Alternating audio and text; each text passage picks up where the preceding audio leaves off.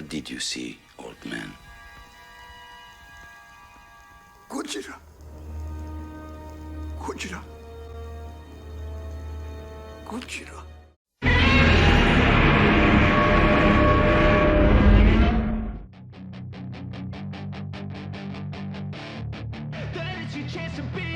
Hey kid, don't ever let them get inside your head.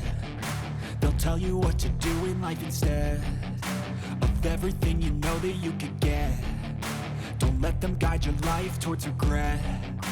I'll fight for what I love with every breath. My past is filled with things I won't forget. I use them all to push me to my best. So treat the worst of times just like a test.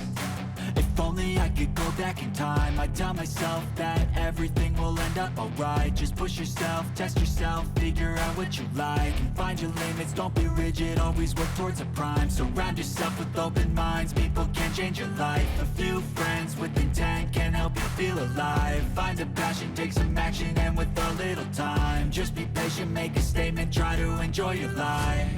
They'll try to kick you while you're down.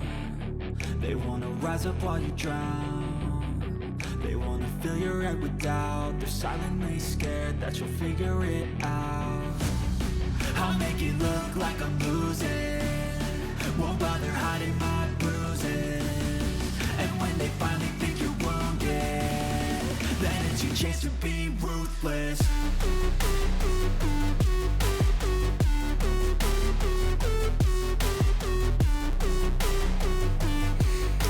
Alrighty, so now we have reached the portion of the video where I talk about all of the changes that have happened to Goji. And yeah, there are quite a few of them. So, the first thing that I need to address is actually kind of why Goji changed so drastically. Well, I finally decided that it was time for me to start modifying the case a little bit and to not be afraid to do what I want to do with this thing. Remember, I literally got this tower, this case, specifically so I could do whatever the balls I wanted to and have plenty of room for it.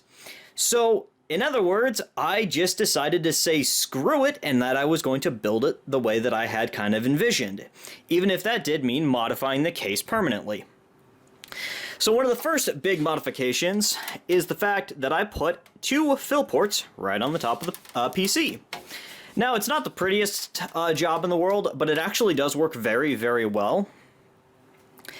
And just to go over like the rest of the water cooling gear, since I know that this is probably the biggest thing that's changed, I ended up getting a secondhand XSPC, like a thick boy 60mm thick radiator, for like 30 bucks off eBay because it's secondhand and it's like a 10-year-old radiator. It still works very, very good. And then up front, this one is the exciting one.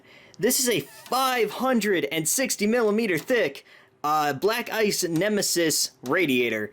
Now this is the U-Flow, and it is just massive. Like, seriously, this radiator alone would be enough to cool the entire system. And so that's why I wasn't too upset about pulling all of the radiators out of the bottom of the case. So I actually moved the power supply from up top here down bottom, so it could be right next to the hard drive cage so I could actually properly use this. The last time I tried to use this thing, it was kind of like shoehorned in there, but it never really worked properly the way that I wanted it to. And so, essentially getting rid of all the water cooling in the basement and then just leaving the water cooling in the main chamber has actually freed up so much space. And frankly, a 360mm radiator for a graphics card and a 560mm radiator for a CPU, it's plenty. Even when I do probably upgrade from this chip. Also, I need to address the next elephant in the room. This is an MSI Godlike Carbon. Yeah. So, speaking of that, I should probably go over the Christmas presents that I got that actually allowed Goji to become the way that Goji is. From my brother-in-law and sister, I ended up getting a set of really nice Alpha Cool reservoirs. I actually really like these things, so I was thinking about getting more. But they're like new old stock, really kind of older reservoirs, but they're still really nice.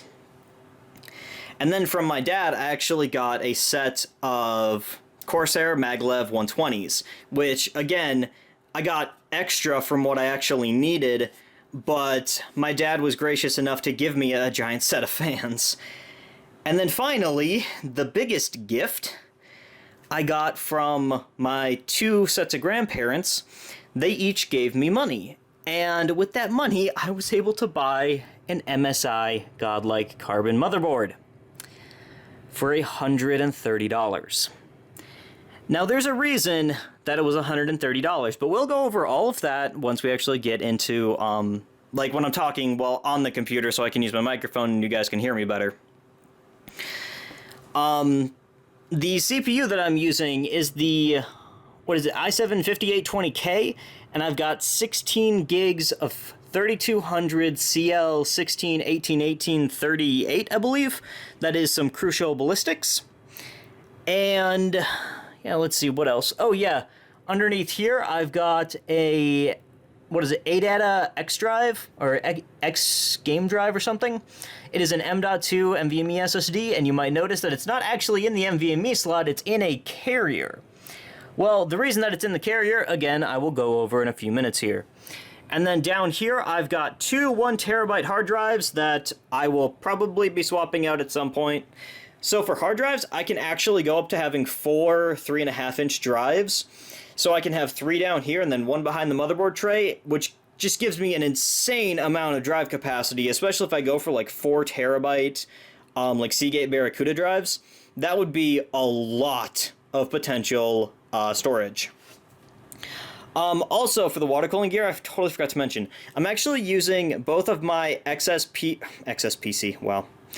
I almost forgot to totally Darn it, let's try this again. I almost forgot to mention the fact that I'm using both of my SC600 water pumps. Now, they are incredibly good quality water pumps that most people just kind of scoff at because they are loud. Well, the benefit of having such a nice motherboard is that they have DC and PWM fan control, so right now I'm controlling these 2 pumps off the motherboard. And I know that newer motherboards typically have that just as a main feature, but having it on an X99 board like this was just so fantastic. But I've kind of gone over like the main things. Oh, one more thing.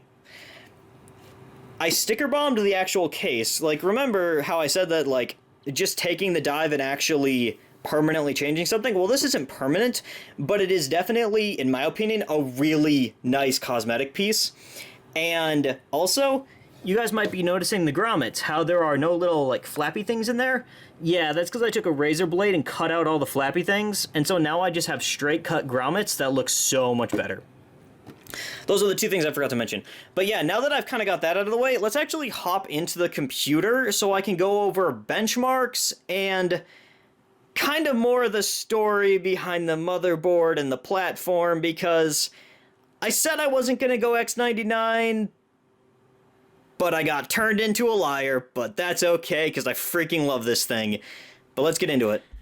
Alright guys, so now that I have my nice microphone set up, I wanted to take a little bit of a moment to have a kind of a talking head piece. I'm going to be doing benchmarks after this, so I will put a timestamp up so you guys can skip right to, or I'll put a time when the benchmark starts, you guys can skip right to the benchmarks. If you guys don't want to hear like kind of how Goji came to be and the decisions that I made, I guess came to be in this iteration, but you know what I mean. So, okay, let me first address getting an MSI Godlike motherboard. So, MSI Godlike motherboards are pretty much the best of the best, the cream of the crop.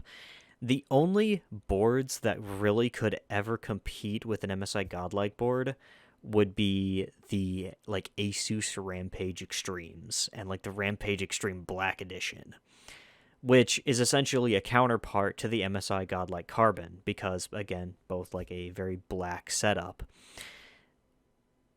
So how exactly did I get such a high-end board for only $130? Well, that's the thing. This board has an issue, and one that did not deter me from buying it. This motherboard, on the left side of the CPU socket in DIMM slots 3 and 4, if you have any RAM populating in those 2 RAM slots, then the system will not post. So in other words, this thing is down to being a triple channel memory board. Now, I gotta emphasize this. I knew about this problem when I bought the motherboard. And that's why I simply decided that I was gonna run dual channel RAM. And to me, that really didn't seem like all that much of a deterrent, especially being the fact that beyond that one problem, this motherboard works perfectly. And I've tested literally everything on it, and it functions just as well as day one. So, even though I don't necessarily recommend people run out and buy boards with missing RAM channels, I did it, and I'm quite pleased with it. And when we actually get to the benchmarks, you guys will see that it really didn't make that much of a difference. It's a little fun one about that, but I digress. The X99 MSI Godlike motherboard really is kind of like a dream board of mine that I never should have been able to get my hands on. These motherboards routinely sell for around the $200 to $250 price point, and that's perfectly normal for them to sell for that much. So when one of them came up for sale for only $130 and I had just gotten that Christmas money, to me it was non-questionable. It was just buy it. This board was listed for 4 hours. In the 4 hours that it had been listed, there were 12 people that had select watching. So people could see if it was going to change in price or if anything was going to change about the board. I bought it after only it being posted for 4 hours. And I knew for a fact if I did not buy it the moment that I did, someone else was going to pick it up. I literally sat there for about 10 minutes and debated, but I knew at the end of that 10 minutes that if I didn't do it, then somebody else was going to. And I can honestly say I have zero regrets about this. And when it comes to running when it comes to running an i7-5820K dual channel RAM, it did not affect the performance really at all. And I know that all 4 of those DIMM slots for those 2 RAM channels definitely work because, I kind of made a mistake. So I ended up buying an extra 2 sticks of Crucial Ballistics RAM that I'd actually had to match my ones that I had gotten just over a year ago. Now, I've been sitting on a 5820K and some DDR4 RAM for a while just because I wanted to really mess around with it. Well, I ended up having a pretty crappy motherboard, and that's why I never really used the 5820K in a daily system. And so, I made a mistake when I got these about a year ago, because I got all 4 of my RAM sticks about a year ago. I thought that I had DDR4 3000 for my black sticks. I have 3200 for my black sticks, and so for my red sticks, I bought 3000. So that was a mistake that I made. Now, when I have all 4 of those RAM slots populated and I go up to 32 gigs of RAM, the RAM only runs at 2666 because these 2 kits of RAM don't actually have compatible XMP profiles, so it causes them to not boot if I try to boot anything above 2666, which is like their 2-volt hard cap. Even if I bump the voltage, it still just does not do it. Which, again, it's not a big deal. It's fine. And I do plan on getting more RAM later down the line that will actually allow me to go up to 32 gigs. And even in this motherboard's kind of compromised position, I can still go up to having 64 gigs in dual channel if I really wanted to. So now let me bring up a little bit of another piece, and that is the CPU selection. Now, originally, the 5820K was just going to be a stopgap for me because I wanted to get something a little bit bigger and better. But here's the thing. That 5820K is a monster. And I mean an absolute unforgiving monster. When this thing ramps up to 4.5 gigahertz, which I have a stable all-core overclock to 4.5 gigahertz, this thing is just mind-blowingly powerful. And I know that might sound really weird. Like, this is essentially running on the 4th gen IPC, so it's like a 7700K with 4 cores. This thing And I kid you not, compared to everything I have used in the past, just blows it out of the water. And I mean that. Even though it's kind of running handicapped with only dual channel RAM, this thing is so fast. And I can confidently say my RX 5700 XT is a bottleneck for this system. So even though I'm using only a $20 chip, it's still able to bottleneck my 5700 XT. But there is really just one little problem with that. My 5700 XT is currently running at only 8x. It's not even running at the full 16x. Now, I know this because I realized it after running a whole bunch of world record breaking overclocks on this current configuration. My graphics card is running its 8x instead of 16x because of the 4x NVMe drive that I have right below it. Now, if I had a 5930K or a 5960X, I would have more PCIe lanes, which then allows all of the slots to run at 16x, and the actual M.2 NVMe slot on the motherboard would then also be activated. That slot is deactivated on all these MSI motherboards when you're using a 5820K because it doesn't want to allocate the PCIe lanes to that particular drive, even if you're only running one graphics card.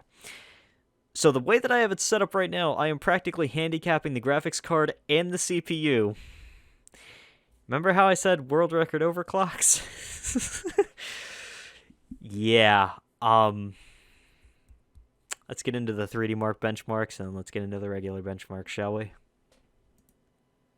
So, for the first 3D Mark benchmark, I have to show you guys 3D Mark Time Spy.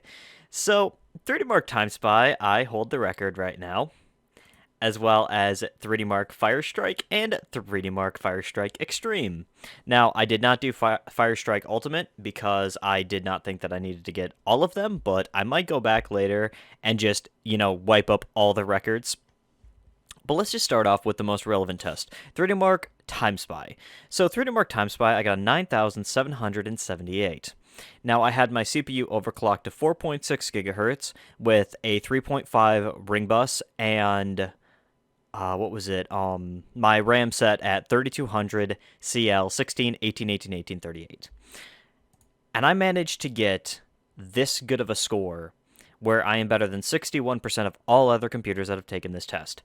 Now, if you notice something very interesting here, I am directly competing 1-to-1 with a Ryzen 7 3700X and RX 5700 XT. Now, the reason I think that is so significant is because that is the average score for that configuration versus what my score was. So, again, I know that this configuration is not overclocked, but that is still the average score for a Ryzen 7 3700X, which is a far, far more expensive chip. Remember, the i7 5820K can be purchased right now, today, for $20. Which just blows me away that I was able, with a good motherboard, able to overclock it so hard so far that it was able to compete with a 3700X in something like 3D Mark Time Spy. But 3D Mark Time Spy was not the most amazing test in my opinion. Hopping over to 3D Mark Firestrike, 3D Mark Firestrike, we are sitting just below what the 3700X had, which, again, is totally okay, but I'm only 110 points below him. If I were to push my overclocks a little bit harder and increase the voltage a little bit more, because I definitely can, I could beat that score. But I'm sitting at 91% better than all other computers that have taken this test. Again, this was an incredible showing for a 5820K, but it wasn't the best showing that I've had. Introduced 3D Mark Firestrike Extreme, where this computer, where Goji supposedly performed better than an i9 9900K and RTX 2080. Please explain to me how this is correct. Now, I could understand it if I beat the Ryzen 7 3700X. I could get that. But the i9 9900K and RTX 2080, I figured would have scored way higher than this. This computer is not nearly at the price point of something like a 9900K. Like a 9900K even today still goes for just wild amounts of money. So the fact that this supposedly could beat that in this particular test is just amazing to me. And yes, I know Firestrike absolutely loves AMD graphics cards, but I still think it's really weird and honestly kind of amazing that I was able to score supposedly above what a 9900K would have. And I'm sure I could do some digging in and finding out like why this would be, but it is just wild to me that this thing was managing to score so high and just run so well. Remember, I am running dual channel RAM, not quad channel. I'm also running my graphics card at 8x instead of 16x. With all of that still considered, this thing is still wiping the floor with pretty much everything outside of its price category that's still reasonable. It blows me away that the 5820K can hold its own so well in these kind of 3D Mark tests. And once we get into the actual gaming benchmarks, I think you guys will understand what I mean and why I'm really almost questioning just not changing off the 5820K because it is just that fast. So let's get into some regular benchmarks, shall we? Okay, guys, you're going to have to excuse the fact that I'm doing this kind of janky style because I don't feel like going back and re-recording all of this gameplay and actually capturing my voice because I failed to do that the first time. So I'm just going to be talking over the video clips, but that's alright. So the first game that I tested was BeamNG Drive, which is a physics-based kind of racing sim, and I was averaging over 150 FPS, and I only saw drops into I think about the 140-ish range when I would really smash a car, and there was almost no stutter or hiccup. Genuinely impressive just how well this game ran. Now, I could end up running like some of the more visually intensive maps, but I didn't think that that was ultimately necessary because, I mean, the 5700 XT can definitely handle a game like BeamNG Drive.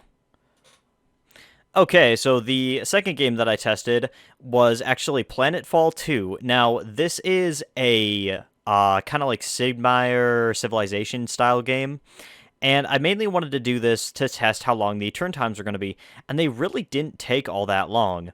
Now, this game is very, very fun, and one of the games that I've been playing the snot out of recently. So, yeah, I mean, again, a turn-based strategy game that ran very, very well, although I kind of expected something like this to run well. Okay, and for the next game that I tested, it was Borderlands 3. Now, this game is kind of I'm just going to put it frankly, unplayable, stuttery mess. Now, I was genuinely blown away by how poorly this game ran, and at first I thought that maybe it had to do with the RAM configuration, but that doesn't make any sense when this game does not depend that much on like a memory bottleneck. But it was stuttering and hitching around constantly. Now, I'm not sure if this has to do with Borderlands 3 or if it's something on my end, but I have never been able to get this game to run smoothly on like anything. Now, I'm running it at 900p maxed out settings, but you would think that it still would be running better than what it did. Like, you guys can see that hitching there, that's not the recording, that's actually the game. But the absolute polar opposite. Let's talk about Cyberpunk 2077, supposedly one of the most demanding games that is currently available on the market. This game ran at an almost locked 60 FPS, only dropping down into the mid-50s. Now, I did forget to turn off VSync, I fully acknowledge that, but this game ran fantastically to the point where I really wasn't even thinking about it. Like, this is the kind of experience that I was going to figure that I was going to get from Borderlands 3, but frankly, it just didn't work. Like, Borderlands 3, I'm starting to believe is just broken. But again, Cyberpunk ran fantastically. Now, this is at high settings and with a medium crowd density, and again, even driving through the middle of the city, it was running perfectly. Another game that I would expect to run perfectly would be Dota 2, and this game, of course, just ran perfectly. We were averaging right around that 110-ish, 120 FPS range, and that is because that is where I have my frame rate limiter set to, because if you have your frame rate limiter set too high in Dota, then when you get slight lag spikes, it causes the game engine to freeze. So for people who complain about stuttering, have them, set a much lower frame cap, and that completely fixes all the problems. But yeah, this was watching a pro game live, and again, even during high intense action, it never dropped under 100 FPS. Another game that I know that people are going to want to see is Elden Ring. Elden Ring at 900p max settings was running at like 60 FPS. I had a few hitches and stutters here and there, but not bad. I think that was probably just me going into new areas in the game world, loading in. I also know that Elden Ring typically likes having something a little bit more than 16 gigs of RAM, but this game it ran perfectly. I have no complaints. Granted, I don't really know what I'm doing in this game, which is funny because I'm an absolute Dark Souls fanatic, but this game it ran just fine, and I would have no trouble playing it on this system. The next game that I tested was the actually really good-looking Elder Scrolls Online. Elder Scrolls Online is a MMORPG, and I just kind of ran around and did a couple of missions.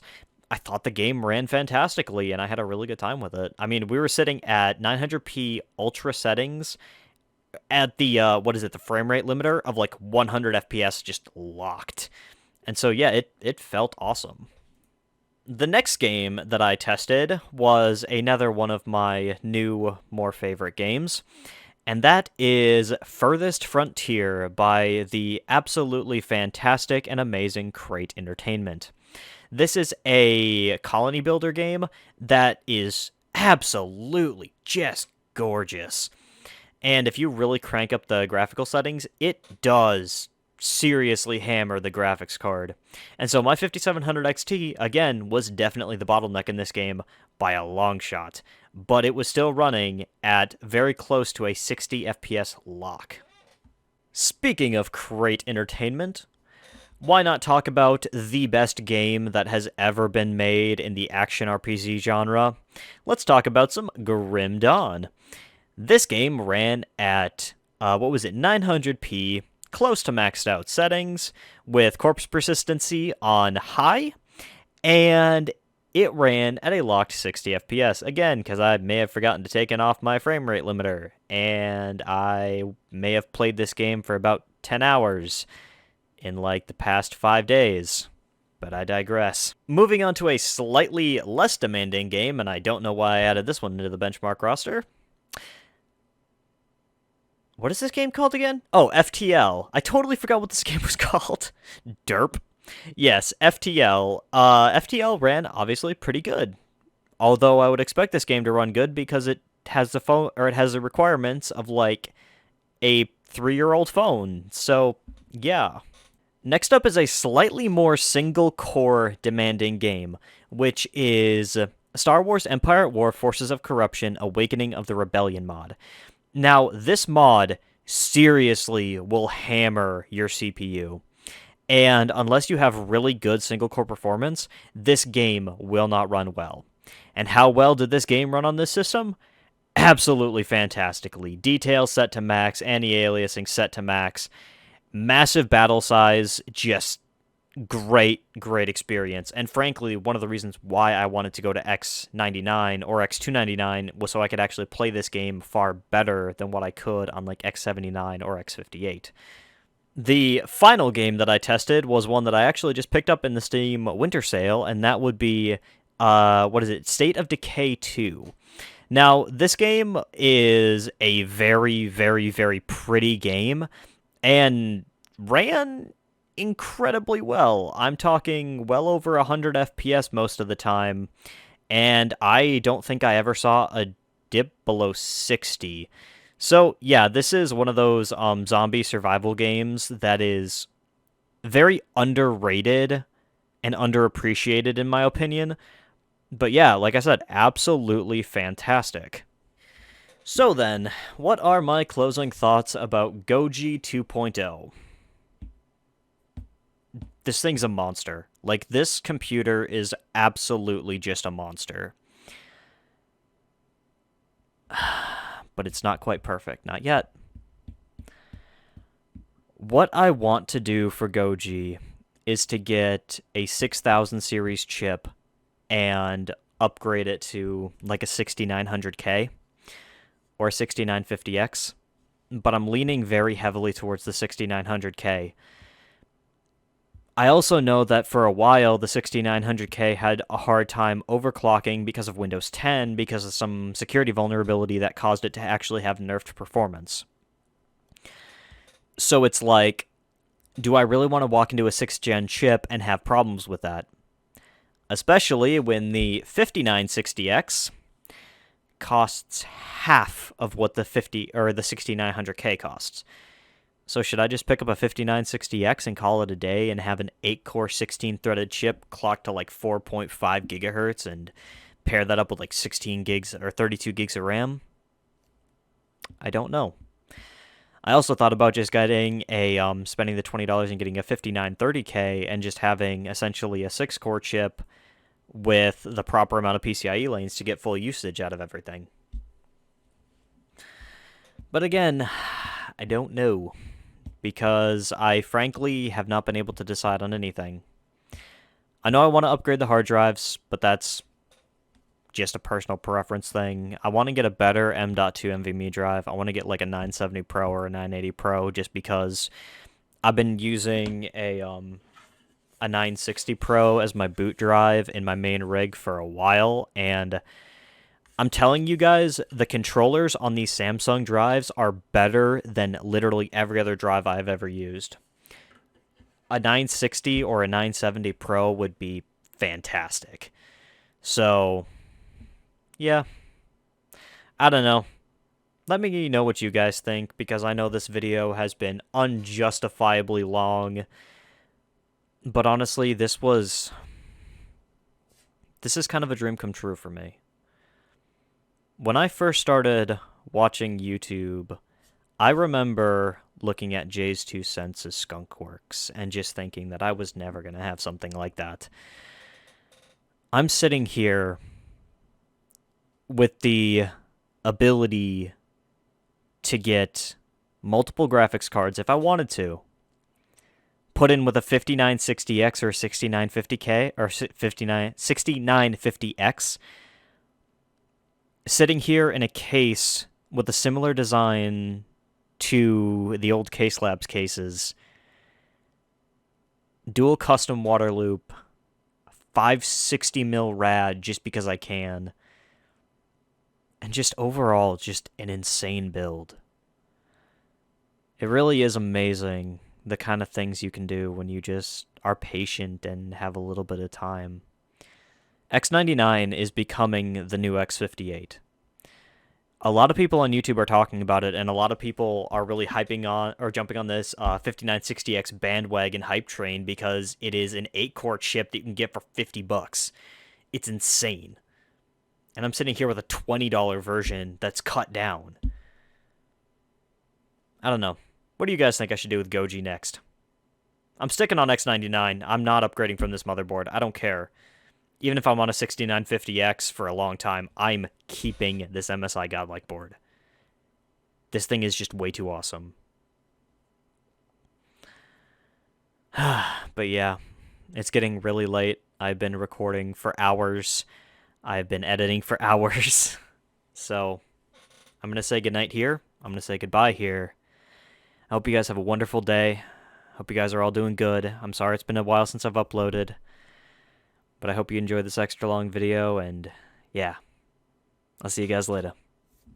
Peace.